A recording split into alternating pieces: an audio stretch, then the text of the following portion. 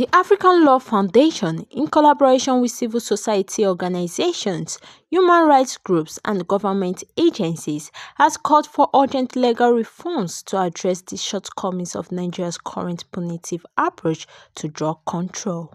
This call was made at the Nigeria Drug Law and Policy Reform Summit held in Abuja, convened by AFRILAW. This summit brought together key stakeholders to review the implementation and impact of Nigeria's existing drug laws and to advocate for a shift towards a public health and human rights-based approach to drug control. Moreover, our current drug policy framework suffers from critical gaps. There is a glaring absence of clear drug quantity thresholds to distinguish personal use from trafficking, leading to arbitrary arrests and disproportionate sentencing. When you implement death penalty, it has a whole lot of challenges. One, statistics has shown that death penalty for any offense does not solve the problem. Two, it is also a retrogression, a derogation from the right to life. Drug use is a very big problem, even in Nigeria, not just Nigeria, globally.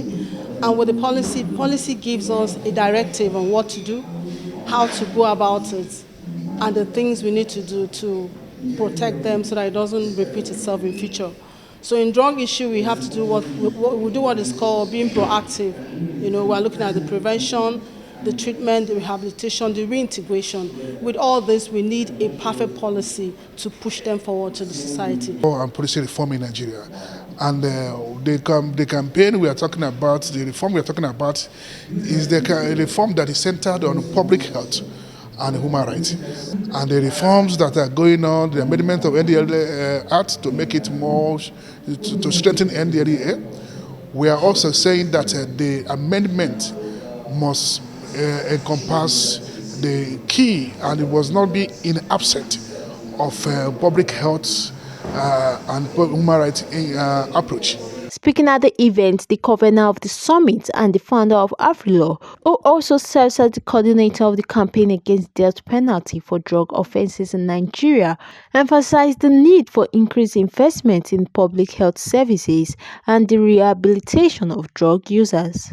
And we are saying that the federal government needs to balance the approach, put more money in public health, put more money in the welfare of the people in terms of preventing drug abuse, in terms of increasing the treatment centers.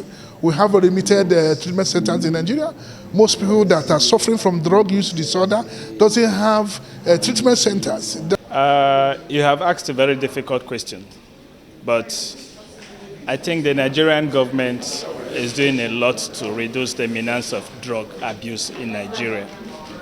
There are processes of rehabilitation, there are processes of controlling it, and then there are legal frameworks for this, as well as actual implementation of these legal frameworks.